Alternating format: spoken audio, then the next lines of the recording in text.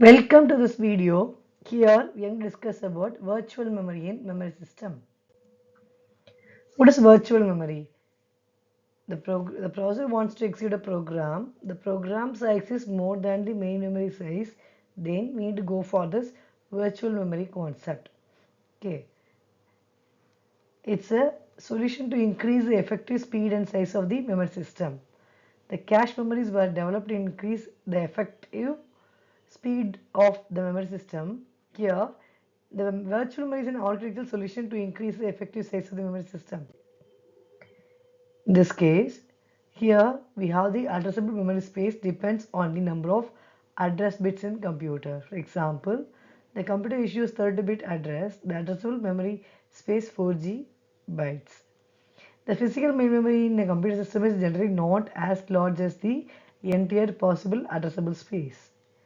The physical memory typically ranges from the few hundred megabytes to 1G. So large program we want to execute that cannot be loaded into the main memory. That case we have to go for this concept.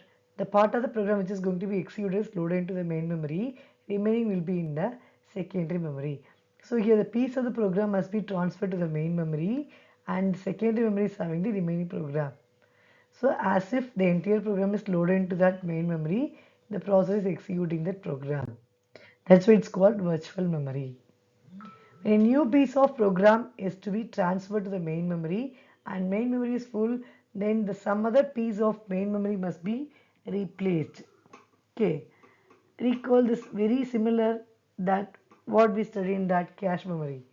The operating system automatically transfers the data between the main memory and the secondary storage. The application programmer need not to be concerned with this transfer. The OS will take care of this transfer between the main memory and the secondary memory. So the program cannot be fit into that main memory means the program will be in the secondary memory. Only the required portion of the program will be loaded into that main memory. Then this transfer between the main memory and the secondary memory will be taken care by the virtual memory, this operating system. It is like entire thing is loaded into the main memory as if we are executing the program. So it's called virtual memory. Actually, it's not existing, but as if it's existing. Techniques that automatically move program and data between main memory and secondary memory when they are required for execution are called virtual memory technique.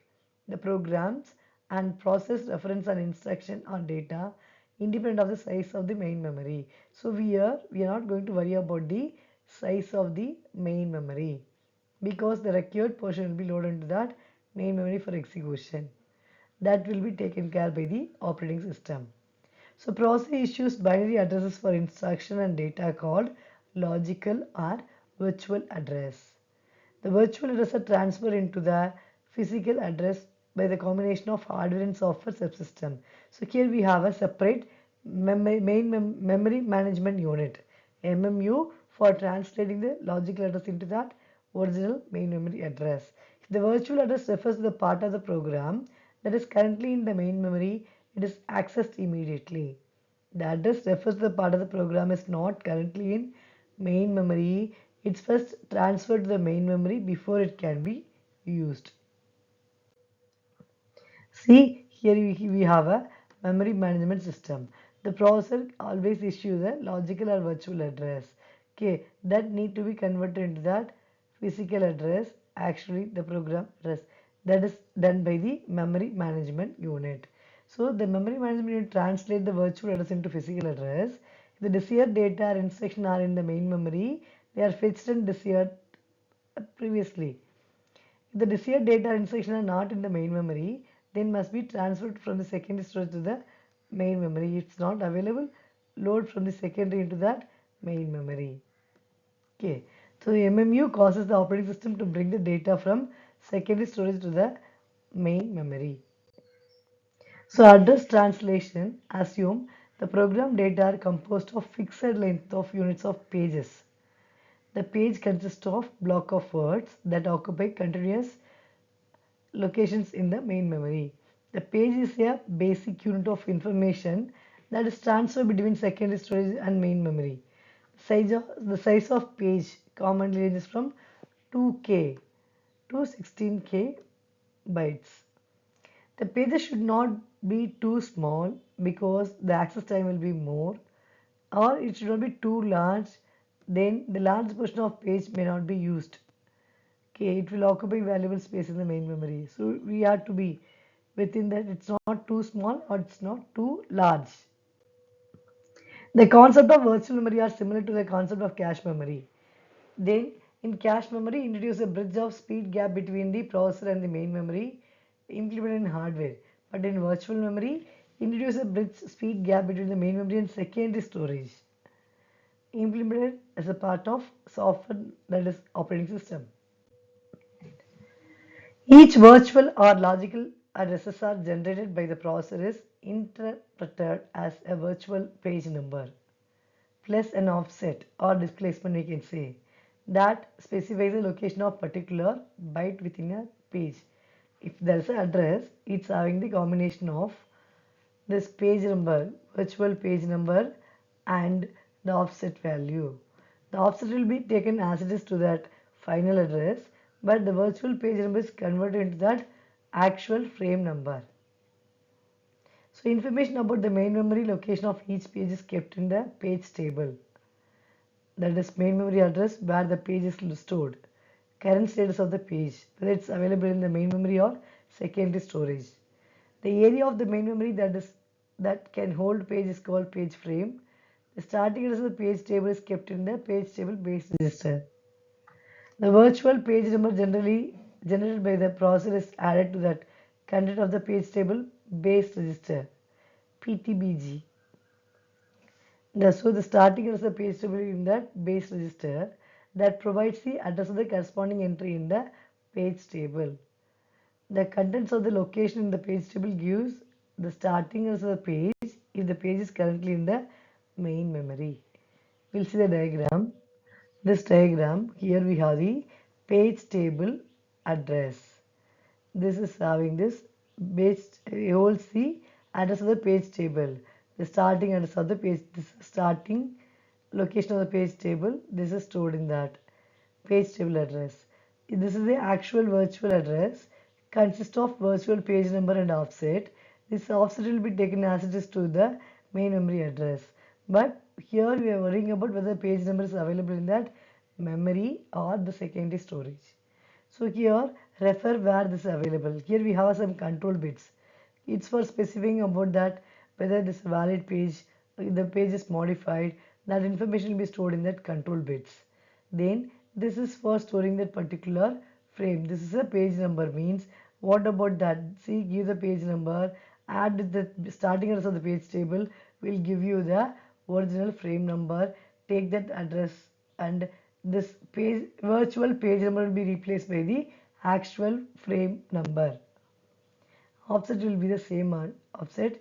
This is your main memory address, physical address.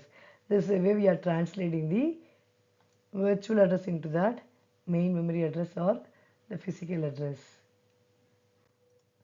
Then the page table entry for a page also includes some control bits for knowing about the status of the page while it is in main memory. One bit indicates whether valid bit or not. Valid in the sense whether the page is actually loaded into the main memory.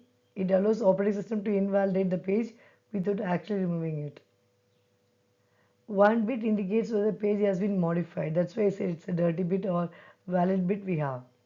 The page is modified or not, or it's a page is available in the main memory or not.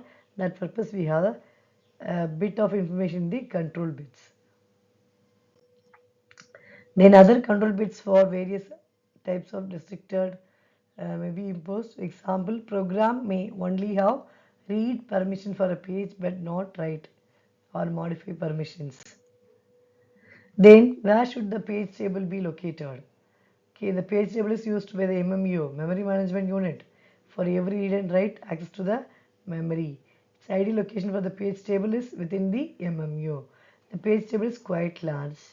MMU is implemented as a part of the processor chip. It is impossible to include the complete page table on the chip, so page table is kept in the main memory. A copy of small portion of the page table can be accommodated in the main memory MMU. The portion consists of page table entries that correspond to the most recently used page. That can be done by the TLB concept, that is translation leukocyte buffer. Okay, the small cache is called translation leukocyte buffer in MMU.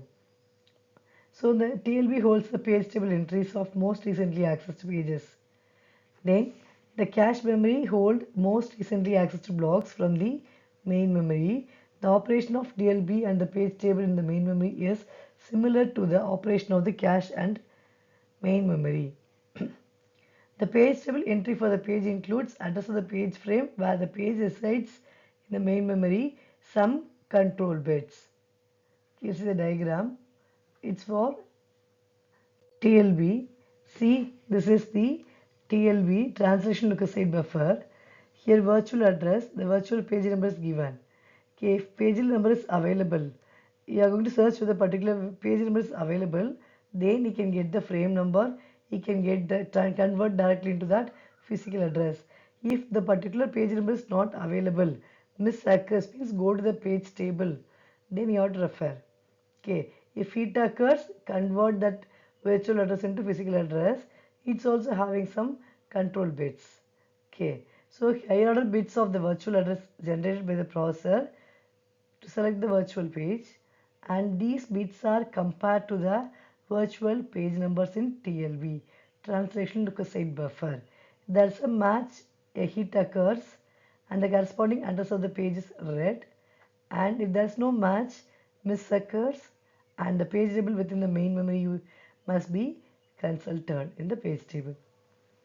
The set associative mapping is used in this.